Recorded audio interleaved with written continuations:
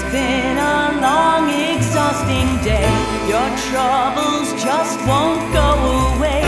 One thing that gets you through these is watching cheesy holiday movies.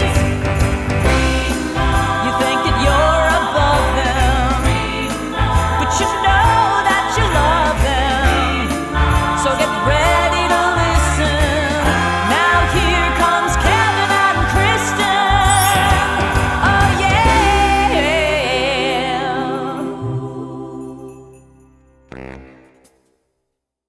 Kevin, I missed you. Even though, well, we did like a preview one. Yep. It's okay. Everyone, welcome to Remark. I'm one of your hosts, Chris. I'm one of your hosts, Kevin, and hiding in the background is our stage manager, Mike G. Woo! You will see him. There he is. Get out of here, Mike. He's there. He's there. But this evening we have a very, very special guest because obviously, these Hallmark stars look gorgeous for a reason, Kevin, and that's costume design. Always. So we have a very special guest. He is the Beyonce of Hallmark costume. And please welcome to the screen, Keith Costumes. Thank you. I mean, any Beyonce comparison, I'm honored. Woo! Keith, we can pretend this is the first time we're talking to you and that we haven't already talked a little bit. But I want to say you shame us in how good you look and how Kristen and I are look like we were apple picking today. Hey, it is the evening hour. You've probably had a crazy busy week. Thank you. Well, trust me, I look just like you. Like, you look at my Instagram, like me in front of the Biltmore, that picture, I'm in like sweats and like a big puffer. That's the reality. Okay, great. This is the glamorous part. So I like to enjoy the glamorous part because the everyday part is me in joggers. We appreciate you looking at Remark and thinking glamour. Glamour. Of course. Because Kevin and I like to remain, what is the word? Humble. Glamourless. In our humble, comfortable. I'm wearing my Eagles green. Kevin's got his Eagles on. The game is still happening. You have the Hocus Pocus decor behind you because, right? Yeah, it's spooky we're season. We're launching the Christmas season, and you guys are the first of my venture of the season. Oh, that's fantastic. Oh, wonderful. Because it's still, we have a little bit before, our first premieres in October, and then we really, get it going in November, December. But absolutely. But I don't have any premieres this year in December, but that's good for reruns. Yeah. Your October, November exclusive? Yeah, this year. Okay. I guess, I don't know if I've ever, I guess maybe beginning of December a couple years ago, and I've never had an October. But I think those ones do actually really well because people are really excited about the season. I think you're right. I think everyone is sort of just like, there's this like hype up for it. And then they're just like, let's go. And they don't care. It could be July and they'd be like just as excited. They are. I mean, they were excited in February because after I filmed Biltmore, I went and took myself on vacation and I was in Aruba. And I was at a random bar, and there was like, I love, that's one of my favorite things to do. I love going up to a bar alone because as costume designers, we're storytellers, and I like talking to people and like hearing their stories and stuff. And of course, a fan of Hallmark movies in February, and she was already excited about the movies coming out. I think you'll find a Hallmark fan like literally everywhere you go. I've found them. Which is why I like doing what I do. Yeah, it's so international across like everywhere. Yes. So thank you for segueing into my first question is, how the heck did you get into this biz? Like what? I ask myself that a lot. I actually have a business degree, but I have a business degree from an art school. So it was a program built on like the two sides of our brain. We have our creative side and we have our analytical side. I'm also a traditionally trained artist, like sketching, drawing, painting, the whole 9 yards. But I never wanted to do that as a career. And I thought I was going to be like an entrepreneur or something. Mm-hmm. And then as something fun in college, I would do like student films because, people go to film school to be like a director, a writer, an editor, like technical stuff. And they never wanted to do clothes. So like my friend Hannah and I would always like do it for fun. Oh. And then I graduated, didn't have a job. An internship came up. I moved to New York in like a day.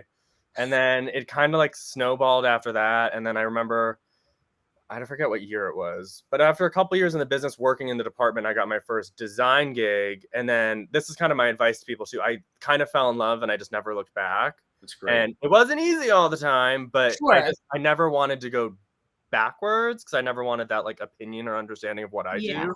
So I Yeah. was just like, I'm only taking like this position or higher. That's And great. it's worked out. Yeah. And then I met Hallmark through a producer of mine working on a non-Hallmark Christmas movie.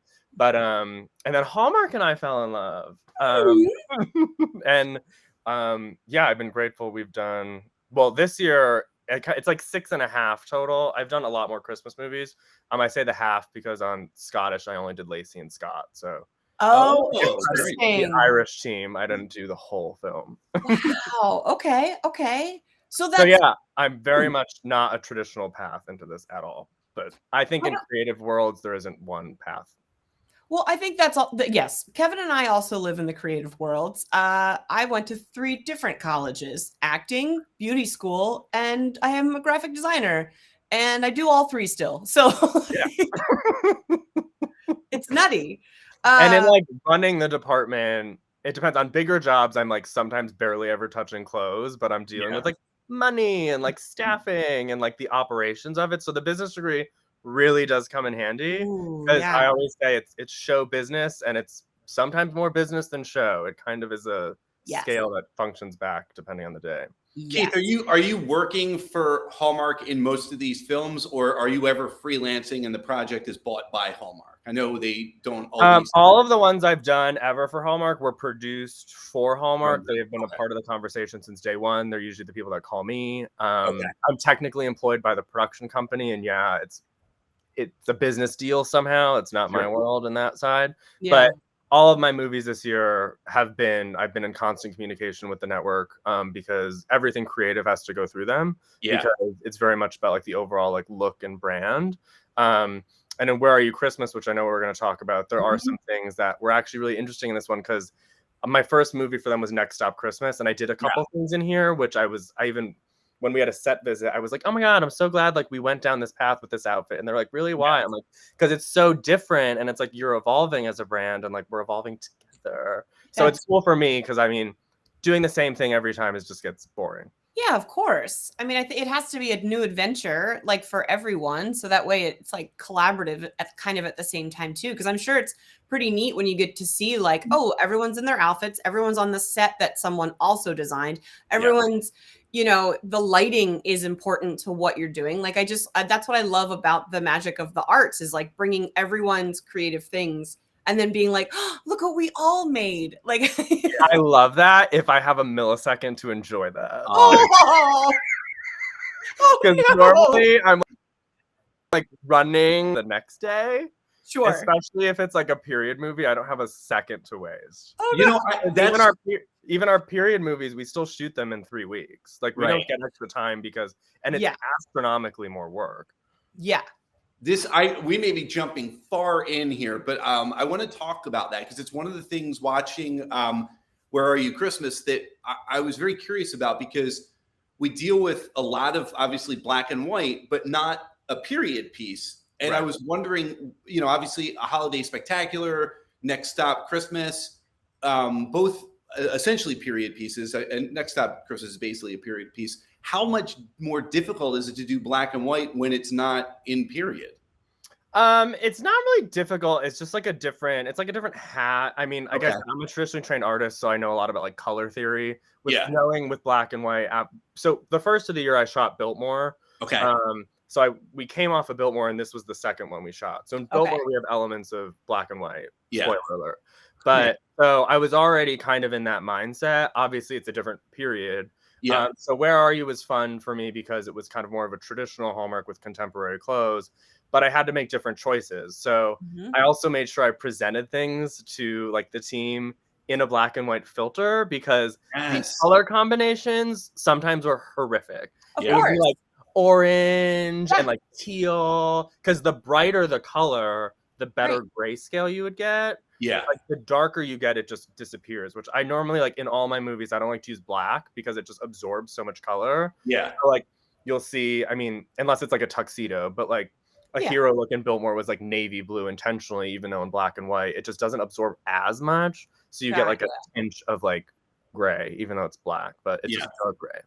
But yeah, there's actually it's different because you think black and white, you just think an old movie, so you don't really think like a contemporary movie. It's definitely a different movie. When we were making it, we were like, this is interesting. It is really fun. Well, I want to get into it because one of my favorite looks is like one of the first looks of the movie is if Mike would bring up this amazing leopard coat, please. I need the coat. I need all the details. I need that coat. What's interesting about Suma is this the only time we see her. We talk about her a bunch in the movie because Addie's like trying to call her.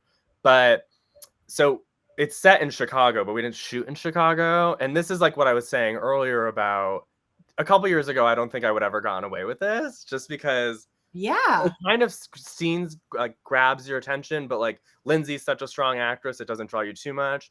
This is a great example of like Joanna Carpenter, who played Suma.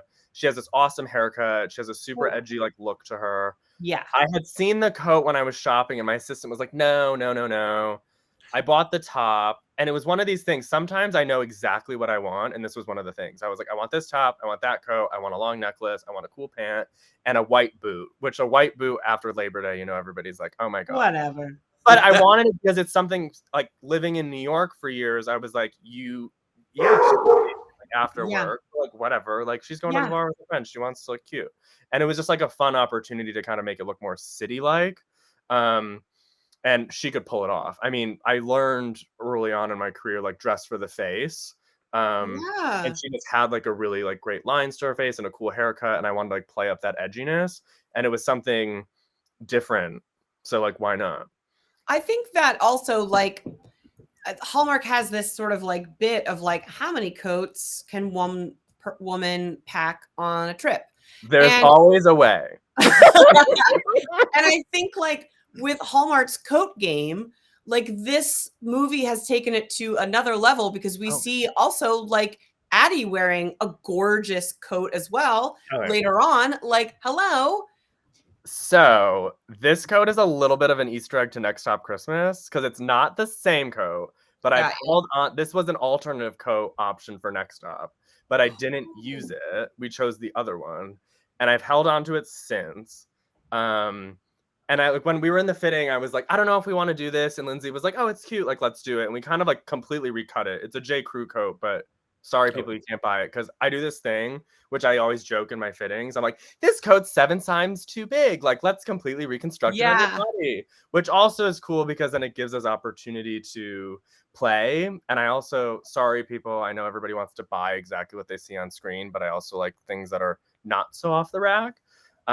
So it was fun. It's kind of a little ode to Next Stop because I know Lindsay's only done like one other one since then. And yeah, it was just like this is like a really good example of like the Hallmark kind of look in the combo of like the collar and then like the cream underneath. I like form. And also in this scene, Julie next to her, I like this is a great example. She's in pink, and everybody always thinks they're like, does it need to be red or green and this and that? Like, this is a great example. There's like no red or green really except for the candles and the flowers. Yeah. And the at least. So I challenge myself garment wise to not necessarily do red or green. Yes. I do love this coat look too, because it's almost indicative of what's to come. As you said, not necessarily black, but like that dark, the black and white, that the contrast to it. I love that it's that hint of what we're to see. Yeah, totally. And that's always like intentional. Well, for me, that's always intentional. Yeah. Like, it's weird. I'm very organic because in fitting, sometimes people are like, what is this for? And I'm like, I like to get a closet together and then we play and then we see what we're feeling and we see like how you might play with your hair in the fitting. And then I like to sit down with the script and kind of plot according to like those points. And sometimes there's gaps. And then like we do another fitting to like fill those gaps intentionally. And I think it seems like everyone's like, oh, it's just clothes. But I think when the intention's there, you can like feed into it and it kind of helps guide you through like subconsciously. Well, I think it's true because I don't know. I feel like more engaged with something when I do believe someone would wear that, when I do believe that's accessible, that someone could put that on. But then also there's really nice moments where don't, Kevin. I disagree with you. No, I'm about to go off. Let me say my other side of the coin, sir. Sit down. Go ahead. Is that I also love the moments in Hallmark where I'm like, I wouldn't take the time to look like that. So there's like this that's my favorite. Yeah. Like I don't do my hair every day. I do not put a full face of makeup on every day. And these women wear boots everywhere with like We a love a high boot. heel. We But love a like, boot. these are just dreams, I guess. I don't know. Well- Kevin, you don't wear a high heel boot every day, or do you? I try my best. So I used to be super into the reality, and I don't get me wrong, if it's like a drama film and it's like Yeah. really real, I'm so into that and like the character development of that. But Patricia Field, who designed like Sex and the City and Devil Wears Prada, she's always like, it's Hollywood. Like we Yeah. want an escape. So like in like this situation, it's holidays. We like the story. We like the fantasy. Like I like lean into it. Yes. That's why I own like 30 Christmas sweaters that are so ugly, but they make me feel like, I'm like, it's Christmas, The baby. Like fantasy. They come back around every year. every year. Well, they're not out yet, Kev. Not yet. Yeah, I I'm know. gonna Hey, dust Keith, them off. Keith, I know you like to deep dive into the script to help with what you're doing visually. I'm curious, and I'm not sure what the shooting schedules look like this year. How much accessibility you had? You know, we obviously we had the writer's strike, which thank goodness is over. We still are in the midst of the actor's strike. Did you have accessibility at those points to be able to talk to writers, or was it kind of you got this and you can do it yourself? I don't personally ever like directly talk to a writer, but I usually talk to our director who will. Yeah. I'll be like, hey, it says she fell asleep in her clothes again. Like, do we want this to be a thing? Yeah. And like then he'll like talk to the writer and like they'll work it out. Okay. Or there's certain things when I get a script, it's like, she's in a red sweater. I'm like, does it need to be red? Yeah. And sometimes the answer is yes. Like sometimes there is something in the writing that there's a connection. But those are questions that we for sure talk about. I don't personally directly talk to the writer about it, but it does go down the pipeline. I'm lucky that all of our films, like this one was done before the writer's strike. I was filming while the writer's strike happened, which means it was locked and we couldn't change anything. Sure. Yes. Which is a challenge, but the strike is and was important and they earned a lot of it. Absolutely. Yeah. Michael, do you have, I think it's the next one is someone we might recognize, the next photo, if you will, is someone we might recognize. If you're a fan of Parks and Rec, like Kristen and Kevin are. The best. Like this, I'm so glad you put him in like this. I don't know why, but this to me was like, Jerry, like. You just want to give him a hug. I know.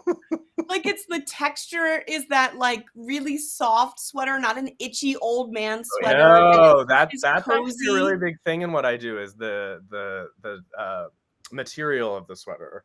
And also like here, it's interesting to meet him in a, I don't like an, no offense, I don't like an ugly Christmas sweater unless it's like a thing or a shtick. Like this is like a nicer version of it that's festive. Yes. And also we meet him in this, which is very important for like his storyline because then we see the complete opposite of it. Right. Yeah, absolutely. Absolutely. I just like when I saw that he was cast in this movie, I was like, oh my God, why has he not done 30 other Hallmark movies before? I mean, I have a feeling like he'll definitely do more. I mean, the whole crew is the same way. Everyone was like, oh my God. And he is like that awesome in person. Because Kev, we have our favorite two mayors that always play mayors in Hallmark movies, but he would be a great mayor. He'd make a great mayor. Awesome. Although, Nelson Wong is probably our top tier, along with Daniel Bacon. There are our mayors. Yeah, he wants a mayor all the time. Yeah, put him on retainer. That's like agreed. I'm telling you, Kevin and I talk about this all the time, but like, sure, we want to make it big, but also making it big for me would be to be like the crotchety old neighbor in all of some type of movie. Like that's the dream. I don't need it to be, I don't need an Oscar. I just would be like, oh my God, it's that lady again. She's the best crotchety neighbor. Right. Yeah, exactly. You're like, oh, I know you. Yeah. Are those characters that you absolutely love diving into, Keith? Like the weird, because like the weird eccentric, it seems like there are no rules. I like it all. Yeah. Really. I'm like a chameleon. Like I love glamour. I personally I love like 80s rock and roll. Like I want to do like an 80s Christmas movie. Like I'm dying. Yeah. I mean, as somebody that has like I'm always more interested in the story that happened before the script. I want to know what God is there. So if you're the crotchety neighbor, like, why are you so grouchy? What are you doing on a daily basis that's like making you this way? Like that's the psychology. Clothes is so much psychology. Like I kind of want to go get a degree in it, but I feel like I already have one. because you're dealing with the psychology of a character. You're dealing with the psychology of a person playing that character. You're dealing with the psychology of me as a designer trying to get that to happen. And what do these clothes convey in all of that? It's like it's bananas. No, it is. It is. Because that's the thing. Like, even I just remember growing up and like, it's like your identity is your clothing. And like, you know, as you start to get older, like now my identity is like just the tattoos that I've covered my body in, that like now I want to wear more plain clothes. So so the tattoos are my accessory. And it's like this weird thing of like, because my mom though could give two hoots about clothes. And I'm like, but what? But what does that say about? But that also says something about her and her priorities. Yes, she has her priorities together, and I don't at all. And everybody thinks I'm just putting people in jeans and sweaters. No, there's thought behind it, people. Speaking of jeans in this movie, actually, so normally in a Hallmark movie, if you notice the type of wash of jean, it's always darker because that reads more winter. But in the black and white, I had to put people in lighter wash, so they were in like summer jeans. So they were like in summer jeans wearing like coat. I'm telling you, they look bananas. None of the color that, you know, naturally I'm like, oh, this is what we need to do. It was all the opposite to make it look better in black and white. Well, that's we kind of have a photo, Mike. I don't know if you have it ready to load here. This is great. So this is where we start to see, obviously, Addie has wished away Christmas, and she's living in a black and white world at this point, and she is able to get Hunter at least to remember Christmas, so he comes back into a colorized world. One of the things that spoilers, Kevin, spoilers. Well, we're in spoiler land, so I figure this is after it's out. But what I wanted to talk about was, you had mentioned using black and white filters and the difference in colors. You know, famously earlier, I think in the summer, photo went viral from the set of The Addams Family, the old Addams Family TV show, where we see the black and white, which is what anyone would have watched if they were homesick and Price is Right wasn't on this one here. But the reality of what they were shooting on to be able to get the depths of color was wildly different than what you expected with pinks and yellows and stuff like that. And then even Oh, go ahead. I would say this is a great example of actually what we did on the makeup department did on Biltmore, was because back in the day, people did their makeup in these types of warmer undertones, like almost like orangey, to make yourself appear in black and white the way you need to. So like a fun teaser, you'll notice when that movie comes out, there's like the difference. You see them in black and white, and then you see them kind of with we toned it down a little bit for like modern eyes, but when they first did the test, I was like, I don't know if we can do that. That's hilarious. That's a look. But no, it's wild. The brighter the color, the more saturated the color, which is why color theory is so important. But also that's also hard because we're only shooting a movie in 3 weeks. Like we prep it. I usually prep it in 2.5 weeks, and we shoot it in 3 weeks. So like normally on like the Addams Family, or if you're doing Wednesday on Netflix, you have time for camera tests. We did do one quick camera test, but it was more for like the technical stuff of it. But I did throw some coats on and stuff to see. But yeah, it's very interesting, especially now in like the world of color and digital. You never thought you'd be going back in time dealing with black and white. I love it, because that's the thing. Like, no one knew Lucille Ball's hair was that color until like you see her in person. And I think there's a couple pictures, if Mike just wants to start plopping some of them up, but like her black and white checkered coat is literally stunning in color and black and white. Like it's like the perfect choice. How did you figure you wanted this coat? That's a Brooks Brothers coat, and luckily, I was really lucky this year, just in general with shopping. I really was able to, when I shoot in the summer, it's like the dark ages. It's like really hard to find anything, even on like the back clearance rack. But this was an example of a coat that I completely recut because it was more like a cocoon coat. But I wanted it here, and I pitched it. I was like, it might be too on the nose, but it's the car she gets in an accident in. And it's kind of foreshadowing. And you're right, it did work both in color and in black and white. And I thought it was a little tongue-in-cheek, which I love that stuff. Yeah. I mean, like, again, it's Hollywood, it's entertainment. So it's kind of like, it carries you through. It's funny because even like, to me, also, I usually dress a little, like leopard is my neutral. So like, Checkered is also to me a neutral. Like I That's don't care, neutral. I agree. leopard and checkered. I Like don't think leopard is. But leopard is a neutral. It Kevin. is. It's It my is. neutral. And it I also will is a defer. color. I will defer Yeah. to you both. But like I grew up dressing like Gwen Stefani, and she was so good at putting this pattern, this bright color, this pattern, and somehow in my eyes, I was like, well, that all goes perfectly. Yeah, no, and it can if it's done like correctly. I mean, sometimes you're like, what? Yeah. But and that's why sometimes, I mean, fittings are so important. I mean, sometimes I'll have like 4-hour fittings, but sometimes I'll do it in like 20 minutes because sometimes you just stare at it for so long and you're like, it's gonna work. Do you ever change something on set and go, oh my, this isn't, probably not you, but like maybe. Oh, it's me. Okay. So anytime we establish a new look, meaning the first time we see it, because we don't shoot in sequence, I'm there. But pretty much in a 3-week shooting schedule, you're always establishing a look. You just like are, especially with like a large cast of ensemble people. So I'm around.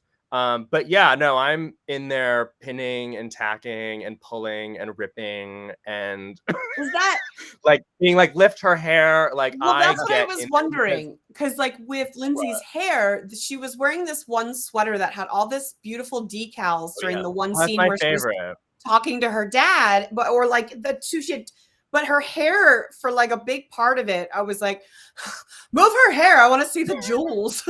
Well, sometimes you'll just like go, the hair will be whatever it is, and then you'll see it, and then the first take, like somebody will flip it. And then once you do it once, you have to stick with it. You have to stick. So it could be an acting choice. It's just, if we were shooting it for 3 months, we'd have the time to redo it, but you know, just go with it. But I've learned to love that that's just kind of like the nature part, that like a natural mannerism or something, or how it might naturally fall. So I've learned to like really embrace that. When I started, I wanted it to be like everything needs to be. Yeah. Well, it's but funny.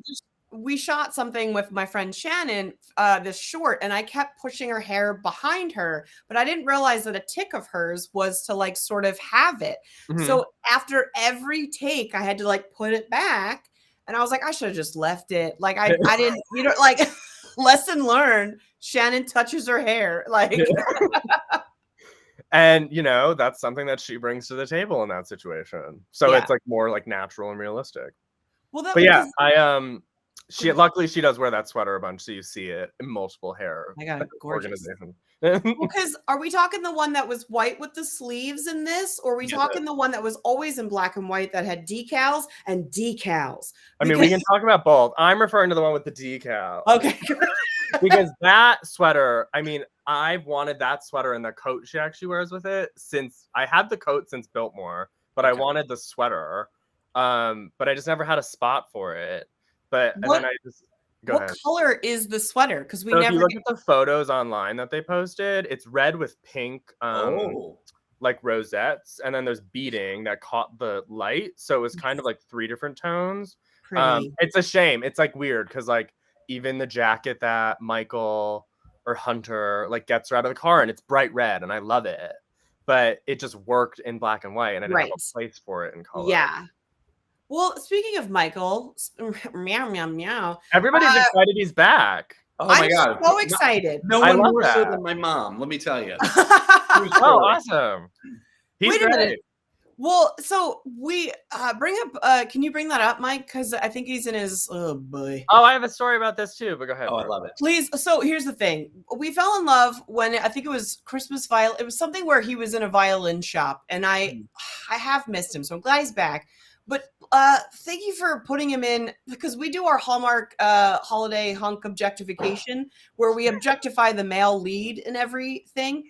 And I'd give like literally all of his looks, I'd give him a 10 out of 10, because it's like, oh man, him working on the car in that like jacket, and then this. I love the jacket. Yeah. And then like his long black coat. Whew. Like, talk to us about planning to, because like obviously we want these women to be a vibe, but talk to me about like the vibe that you want to set for the dudes. I feel like I play more in general with the men because they just are so like, he's a mechanic. Biltmore, I had a movie star, and then Mystic, I had a pizza guy. Like, it's very, I don't know, the career just justifies the men more, I guess, for the women. I don't know why. Yeah. But this specific look was interesting because Dustin Riker, our director who also directed Scotland, he was like, when he changes to color, I want him in something colorful. And in my head, I'm kind of like, well, he's a mechanic. Like, why is he wearing color? And it's so interesting that I say that because Hallmark's so much about color, but I wanted to kind of pull it back a little bit because I wanted a little bit of reality. I'm like, he's a mechanic. Yeah. So then I found this shirt, which was like good. And then like we put the patch because like the mechanic patch. So that was colorful, like in the right way. Yeah. The also interesting thing about his looks in this is I don't think I did any scarves on him except when he's hiding. Which is different. Which we love that look. It's a great bit. Yeah, but I also didn't want to because he's not a scarf guy. So I didn't want to force it because it just didn't work. Like, why? My uncle's a mechanic. He wouldn't be caught dead wearing a scarf. No, right. Yeah. Like, I don't think my dad owns a scarf. And it just didn't work. I mean, if he was playing in a different movie, it could work. Yes. He can pull it off, but it just didn't work here. But I love that because it's, again, also Addie's glove game was on point as well. These like fierce gloves are like almost well, if every you time notice, I always like to do a tone-on-tone monochromatic situation. Beautiful. Beautiful. I am such a whore for like just like a whole look, which is why I like pictures of like my grandmom and stuff. Like I wish I had the like care to spend that much time getting ready and putting a whole thing together. But like when you put that on, like especially if I do a play and I get to wear a whole costume, you're like, none of this should be without any of this. Like, right. It's so you need it all. great. Which is always hard, especially again, shooting a movie in 3 weeks, because you set everything in the trailer. And like Lindsay and like Lacey, like most people are really good about it, like getting all the pieces. But you run out of time, and some days you're running behind, and they're like, "Oh, I forgot this. I'm so sorry." And you're like running because you like need the pieces because that makes the difference. Oh my goodness. So thank you for noticing. I noticed literally everything. Don't worry about it. Of course. You said something similar last year on your spectacular review. It's like it's all about the pieces and it takes a lot of time. But like I have an event in a couple of weeks and I'm excited to put on all the pieces. All the pieces. Yeah. I mean, it's going to take me like an hour, but put on all the pieces. Are you going to post those photos on Insta? Are we going to see them? Oh, you'll see them. Okay, good. I mean, I don't know. Well, I don't know. I keep going back and forth, and I keep shopping. I don't know. Oh, you don't even know what you're gonna wear yet. You're still. Well, it's funny because everybody's always like, it's like the season. They're like, you must love Halloween. And I'm like, I used to. Now I'm just like over it. I'm too busy dressing other people. Like I said, I'm in joggers and a sweatshirt. Yeah. Well, I need your help then, because Fat Ham. Did you say the play Fat Ham when the play when it was in New York? No, I didn't. So it's this wonderful play. It's coming to Philadelphia because James Imes, who works in Philly, wrote it, and the theater I work at is doing it. I need an opening night look. I mean, I don't know what it's gonna. Leopard print. All leopard print. All leopard. Okay, Kevin. Yeah. Kevin, that's achievable already in my closet. I know it is. So don't. Wait, when's the event? My big part of my process is marinating. I need time to marinate. The opening is like the last week of November. So we have a minute. Okay. Mm-hmm. Let me marinate. I'll send you some links. Thank you so much, because I literally it's a big deal, because this was like Pulitzer Prize winning. This was up for Tony Awards. I'm like, what am I going to wear? I'm also a big believer is you never know where that photo could end up. Exactly. Like when the show goes elsewhere. Yeah, it's very Googleable. I'm all about Thank you. Whew. Well, Keith, before we ask you to dress us, I don't want to keep you too much longer, but I do want to ask this because of Merry Scottish Christmas. I know we're not really talking about that tonight, but if you're on set for that, we know that Lacey loves to wear the most comfortable shoes that don't make it on screen. Was she comfy shoe wearing in this? Are you serious or are you sarcastic? Because I'm serious. Somebody who told me, they were like, she'll always wear a heel, don't worry. Oh, my understanding is she wears comfy shoes when she's filming and her feet are not filmed. Well, that's everybody. I hate to break it to you. I haven't met anybody right now. So I've met on Biltmore and Spectacular. There were some people that were like they wanted to tough it out because they wanted the whole thing, but like it just isn't practical for being on your feet for 12 hours. But I mean, Lacey, I think wore them more her costume shoes more than most. I would say. Wow. That's why we love her. But we were on some like crazy terrain too. And then I'm like, hey, here's a heeled boot. Well, that's what was, oh my God, the Wedding Veil series. They're like often literal, like Italy. Oh, we were talking about that when she was like, I was at the Parthenon in heels. She's like, it's fine. And I was like, power to you. I'm bad in heels. And when I have to do something in them, it does make who my character is because I walk completely different. Totally. It's insane. But I do want to ask, Mike, I think you have it. Talk to me about discovering this scarf look for hiding. Like, what was there like a director's note of like, we have to hide his color, so we have to put black and white on him? Like, what was that? It's in this, it's a writer's direction. It's in the script that we didn't change. It was that he's, trying to be disguised and trying to blend in. And also that look, I mean, I just was like, well, he's going to wear his jeans because that's just like what he wears. And then he's going to wear this like long trench coat that maybe was his like grandfather's. And then I had a scarf and it was kind of an interesting black and white stripe. So I was like, why not? And then that hat, funny story I had, that was Kelsey Grammer's hat from a Lifetime movie I did. Oh, yeah. It was one of these things I was just like, I'm just going to use like what I have. Because sometimes budgetarily, I'm like, I'm sorry, I don't want to spend any money on it. And I literally had all those things. And it just like, I don't know, it just like worked. I wanted a longer coat because we wanted to cover as much as possible. But the director's note is like he's completely covered in black and white clothing and you only see like his eyes. Yeah. And it made me chuckle because I've never seen, like, that's the thing about sometimes when they cast these like hunks is they make them just be hunks. But now I see that they're finally starting to let loose a little bit. They're showing that these folks are comedic actors too, and can actually be more than like, I'm a dude who people love. And like, that's not, women don't want we want someone that's gonna, so it just, I love the idea that when we get to see the male leads be silly, I absolutely love it. And well, then what's funny, there's two notes about that look is they end up like in the woods with the tree after that. And I asked Dustin, our director, I was like, I'm like, I don't know if we all realize this. It was like on the day. Because on the day, sometimes like you can't, like my supervisor does the breakdown and I know the change breaks, but sometimes you're like, oh, they're wearing that here. I was like, oh. Yeah. So sometimes like, how can we like add a change? I was like, Dustin, I was like, are we cool with that? And we were trying to think of ways to get him out of it, but they literally like leave the school, get in the car, go to the woods. So there was like no way. So then we were just like, it's just funny. It just is what it is. And then but the coat looked good on him, so it was fine. It was great. But then also, did you pop the collar or did Michael pop the collar of that black coat? He did. I swear he did because I'm not normally a popped collar guy. But for some reason it worked. He didn't look like a douche. That's why I probably didn't fight it. And sometimes it's like a thing, like the hair is like if somebody naturally pops it and I don't mind it, that's some intention of their own that like the actor is bringing to the look and the character. Yeah. And then the look after that is he's like in a brown Henley and like a brown plaid coat. And that was intentionally placed there because it's not black and white, but it's still neutral. So he's still kind of trying to blend in. Yeah. And also no scarf. I liked that coat. And no scarf. Well, also it was funny because I was doing a coat count on Addie, and that's like her 30th coat, and that you didn't. I think it's always coat. She wears the other one a long time though. She does have one. She does. She wears that maroon one for a while. Yeah. And then she has like her black and white one that she wears with a couple different like tops. But I love that coat because we see it in black and white and color, and it's great two-tone.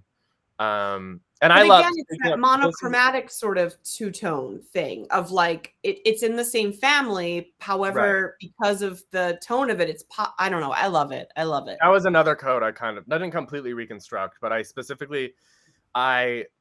things off the rack aren't really made for camera. So like for example, like that coat had probably about 8 to 10 more inches in the body of it, but I don't like the bunching at the waist. So I cut all of that out so it's like more pleasing to the eye. It's funny because obviously the movie doesn't have a scene in which you're going to be able to put the the red dress look, but it almost gives that feel of this is that moment. So that's right. That was interesting about this one. There wasn't really a dress or a gown moment, which I love a gown moment. Of course. But I mean, we have the pageant, but it was just like it's a small town, so like Yeah. nobody really like. It'd be weird if she showed up in that. Yeah. But that means I just get to look forward to, the Biltmores and Spectaculars of the world and do gowns there. Oh my God. Looking forward to them all. So We're so excited. yeah, Keith, thank you so much for taking the time and talking to us tonight.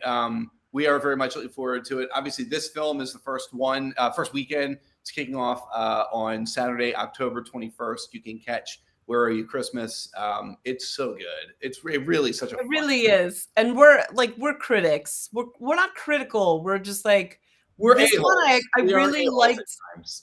We are critical sometimes. But I was like, oh my God, this. It was fun.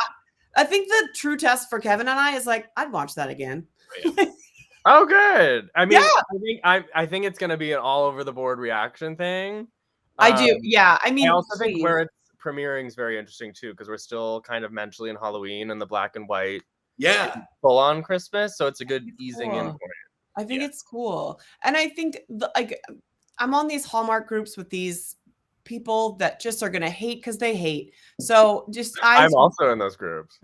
They're good focus groups. I've gotten kicked out of 3 groups for standing up for just being a queer woman, for standing up for like well, I want to say Jesus that's is not so in the Hallmark. I love Luke McFarlane as a person and an actor, and especially on Hallmark Channel. And I love that he's bringing elements of his personal life as a gay man into this world. And I'm a proud gay man that designs these movies, and they look like that partially because I'm part of the gay community. Thank you.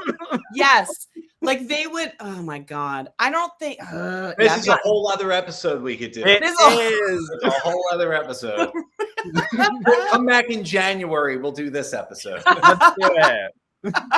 Thank you guys for having me. Oh my God, thank you so much. We were so excited to talk to you because we just follow you on Instagram and that's what I was know gonna that say. you do our movies. Hit us with your handles, your Instagram. Where can we find you?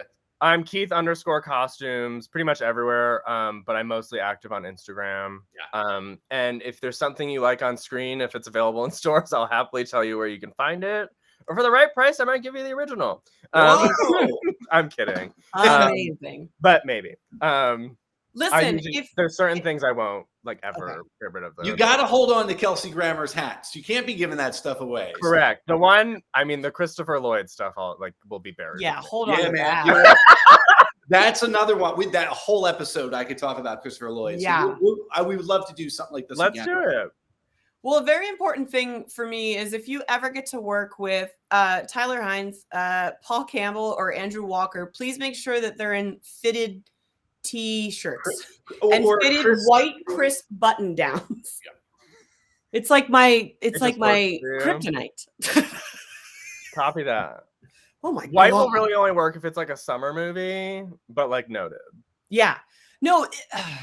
Thank you for that look. I mean, I love a Henley personally, which is funny. Well, the thing is, I like to call it like a whisper of gray, but that was like a whisper of chest hair on these Henleys coming out. So thank you, Michael Redding. We're getting spicy. This is why I get kicked off these groups too. Just getting too spicy. But if you feel we are too spicy, you can write to me and Kristen at remarktheshow@gmail.com, and you can follow us on Instagram or on Facebook. Also, Remark the Show. So. Again, Keith, thank you so much for taking the time. Happy Halloween to you. Happy Halloween. I'll already be in Christmas mode, so we all maybe I'll just go as Santa. Those I need pictures. I need pictures of that. Maybe. But sexy Santa, lacy Santa, where it was from Mean Girls Santa. Oh yeah. Oh man, could you imagine? Oh my God. I don't think you're getting that past that Hallmark. That's not happening. I don't. not this year. That's 2 or 3 more years. We're making progress. It'll happen. But oh my God, let's do it. Right, Mike, cut us off somewhere. Now we're just gabbing. We can keep wave goodbye. Mike wants us to wave goodbye.